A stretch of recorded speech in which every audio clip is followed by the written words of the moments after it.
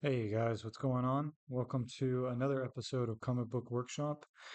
Today I am looking at the artist Phillipe Caza, and like most of these artists, I am looking at them sometimes for the first time. I always knew about this guy, I always saw his art, and I dug his super psychedelic way of drawing, but I never dived into the comic book stuff it is that this guy has done. But this guy has done comics, and then he's also done some illustrations and things like that. And I really dig this guy's work. If you're coming to me because you're a fan of Philip K. Dick or the comics that I've done of adaptations of Philip K. Dick's work, then I think you're really going to dig this guy's work. And I think that this video might just be kind of more of an inspiration sort of tutorial, quote unquote, rather than a typical breakdown.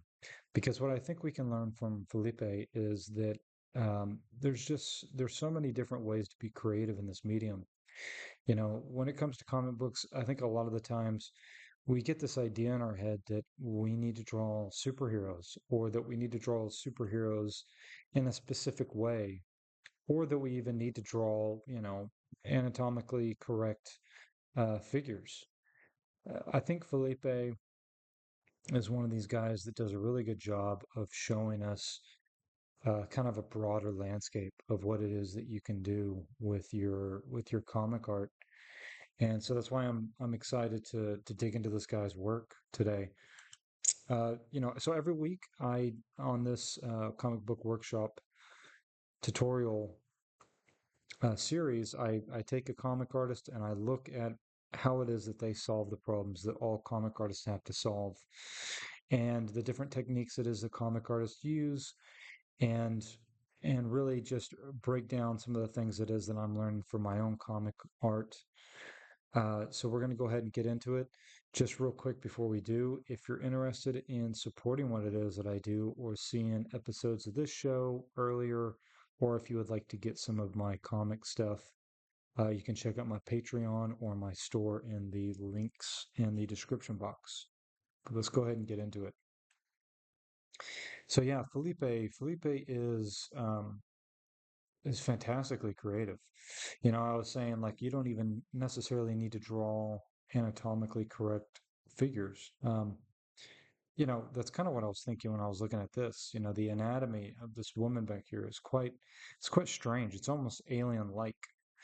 Now you can tell that he understands how to draw anatomy, but it also something seems off about it. Like the torso is just too wide.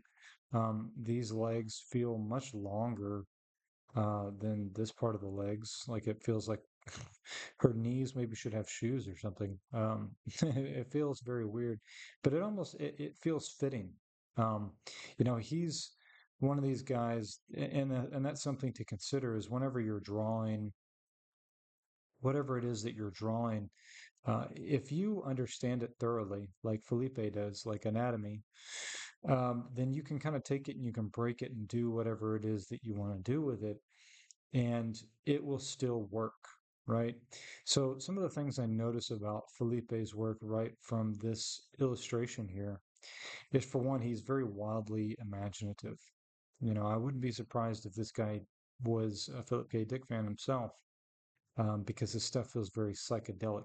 It fits in with this 1970s psychedelic feel to it.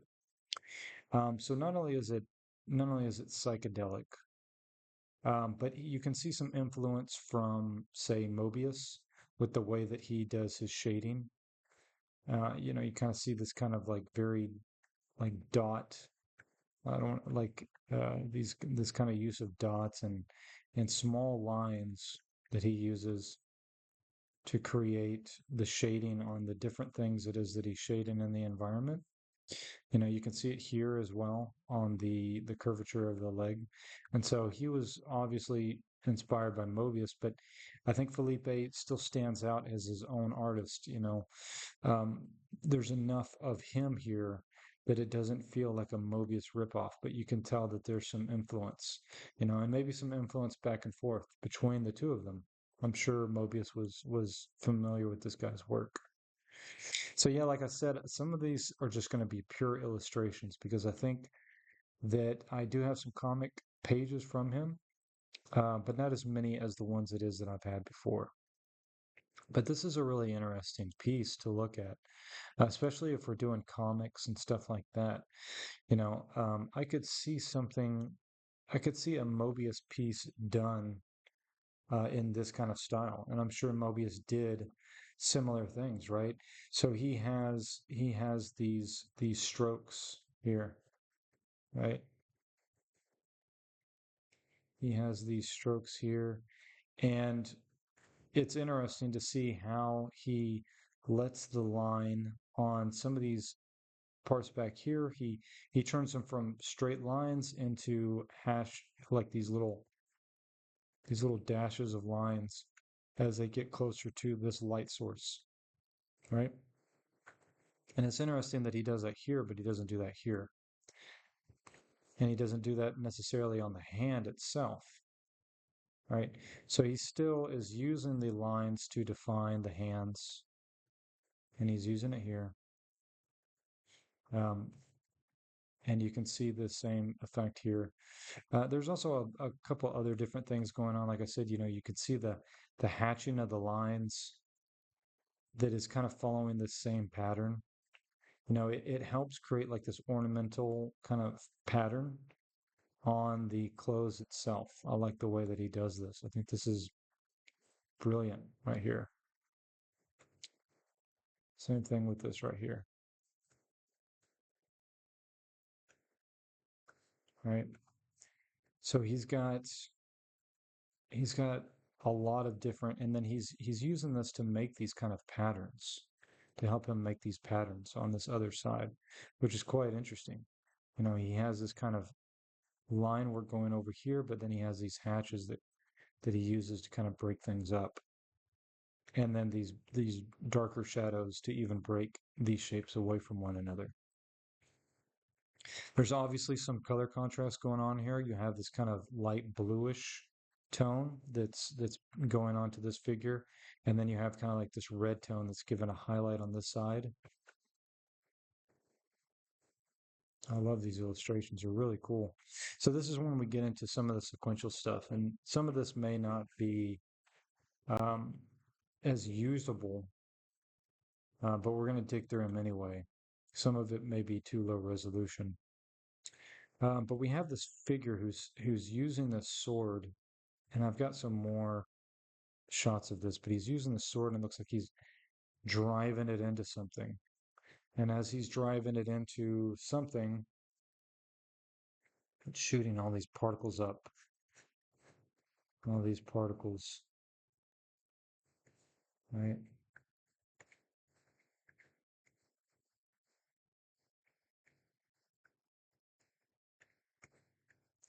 And then we're seeing that what it is, that it actually is, it's in the head of what looks like this giant serpent. Looks like he's floating in space, and well, now we can see that it's actually on the head of like a giant bird or something.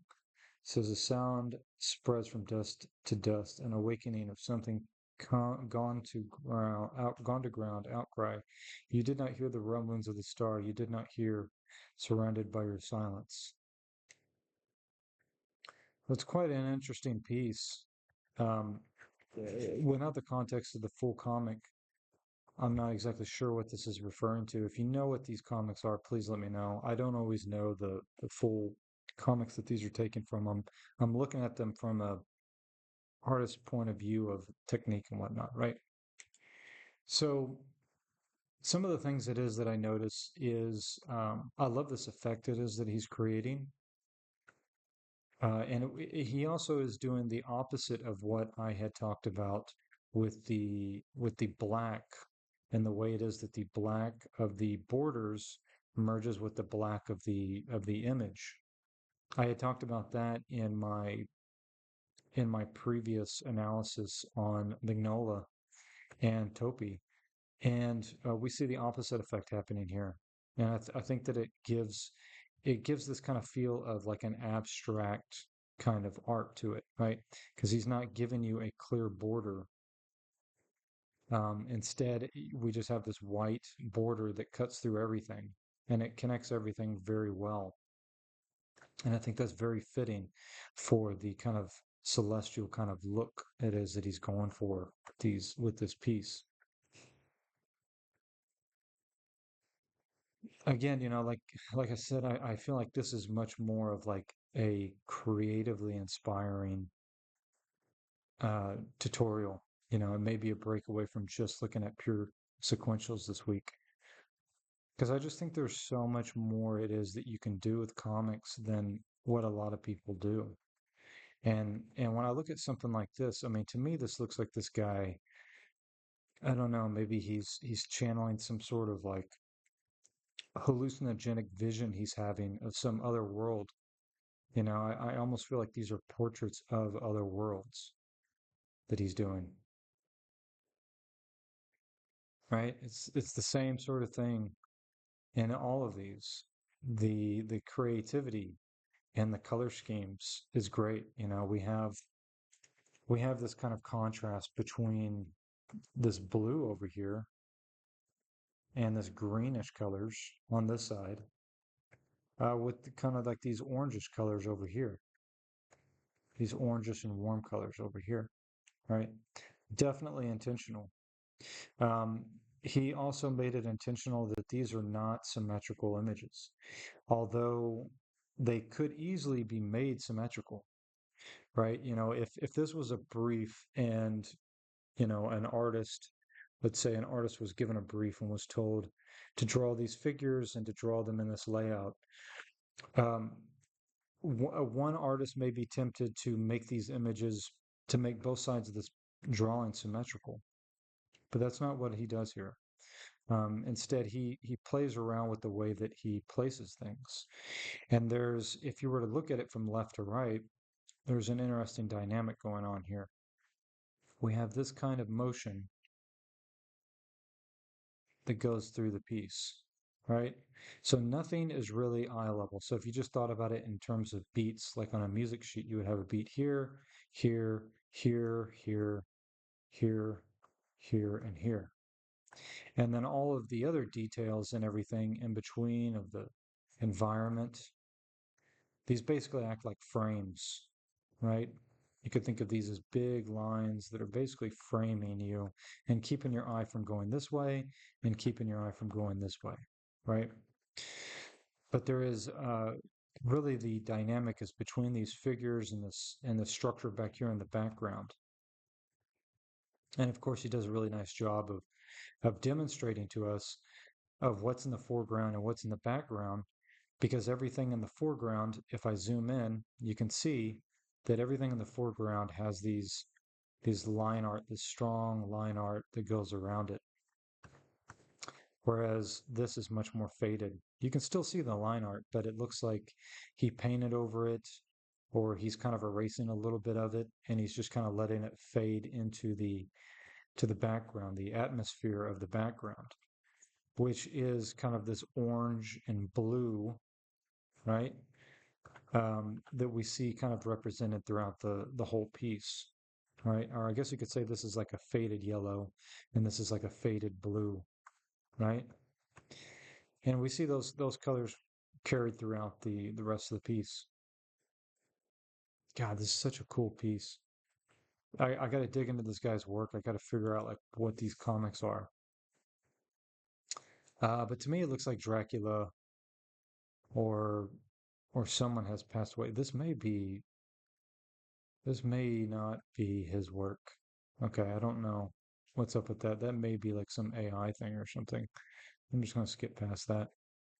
Um, yeah, so a piece like this, I mean, this looks very Mobius-like. And I came across this piece a while back. However, uh, I wasn't aware of the artist, and I'd been looking for him forever, because there's so much detail going on here. The statues themselves feel very Geiger-esque, obviously. Um, but then the shading feels very Mobius, right? And it's interesting to see because he has I could probably go through and do a breakdown of his inking techniques, and I may end up doing that. Um, but you can see like he has different ways that he renders different things, right? Like for example, you take a look at of this, the corner of this right here, right?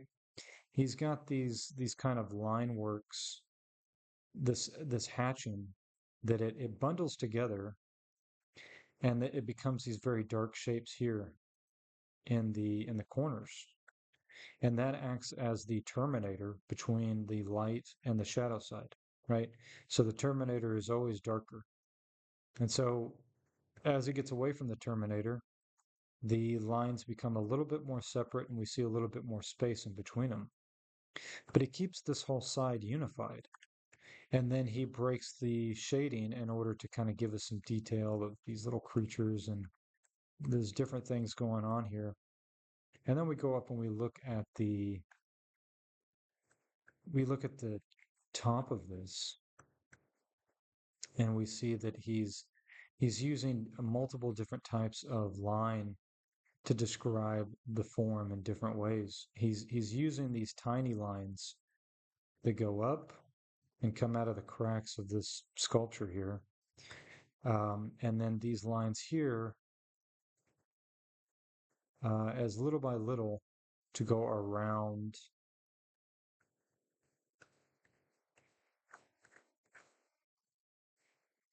the piece, right? It's a crazy drawing, and the same thing here, right? Like he's using this technique of like these tiny lines, but lining them up next to one another in a way that is pretty interesting to see, you know. And then you can see it here as well. You know, it starts out these lines are very close to one another up here, but as the horizon fades in, I guess you could say the lines start to get broken up, which is a cool technique. I'm going to definitely use that. And it feels very much like a Mobius move to make. Okay, so this was the rest of that illustration we looked at before. Again, I mean, like this drawing, please tell me in the comments below, what is this? What is this from? I have no idea. All it is that I see is we got his tag right here and it says 78. So again, I mean, this feels like some psychedelic journey he went on. I mean, this feels like a cover of a Tool album, right? No explanation needed for this piece, you know. This is very much kind of a world it is that we've been building for ourselves sort of piece. And yeah, so let's keep it moving. I think this one might be too low resolution, but it looks like a Witcher piece, but it's not Witcher. It's whoever Witcher was inspired from. I can't remember the name. Yeah, and so we get into these illustrations as well. Again, this is I knew about this guy's work, but I did not know who he was. This stuff is weird, and really cool. Let me close out some of these other ones real quick.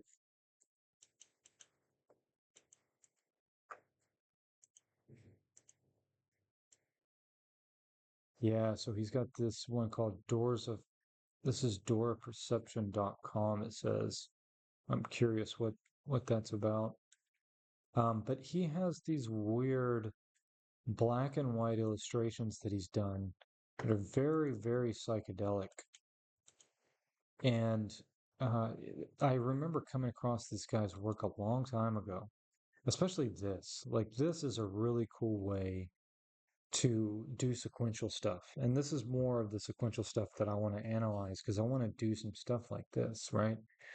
Like you have these very surreal takes on what a comic cover is, right? Like you have this clear reference to these Japanese woodcut prints here, and with these waves, and you have this woman who's crying, and he's walking into the ocean, and the ocean basically just swallows him up, and then it looks like it's creating another ripple or something. I don't know what to make of this, but it is interesting that it tends to, it looks like it creates some sort of a sound effect, but then that sound effect doesn't go away. So if anybody's got some ideas about what this means, feel free to let me know. Yeah, again, stuff like this, I really dig this. I think I'm gonna have to use this for reference for some of the Philip K. Dick stuff I'm doing, because this feels very much like the Golden Man comic I'm working on. So yeah, this guy was working during the 70s, and you can tell, you can really tell the way that he draws. Ah, this is really cool. Yeah, I mean, you can see the creative liberties he's taking with this. You've got this image of this guy. Apparently, he thinks he's all alone, and then we see this woman is climbing through the window, and there's a couple of different cool things going on here, right? He's putting the text behind the clouds, and so we get this idea that there's this, and he carries it between two panels, which is super smart. That's really cool. Damn, that's cool. So it's like this continuous sound, this kind of like rumbling in the background. And then as soon as she steps into the image, we get this kind of almost abstract representation. And we get these shapes, this lightning shape that cuts through her silhouette and it goes directly to his hair. And then we see his expression here. Man, that's an awesome transition of panels. That's very cool. All right, I think we got like one more. Yeah, we're gonna end it on this. And it looks super blurry. So I don't think I'm gonna use I don't think I'm gonna go over that. Yeah, we'll go ahead and we'll end it here. Like I've mentioned before, if you'd like to promote or you'd like to support what it is that I do, or if you'd like to promote my stuff, you can share my videos. But if you'd like to share to support what it is that I do on this channel, you can check out the links in the description box. You can get yourself a free comic. You can get some stuff from my store or my Patreon.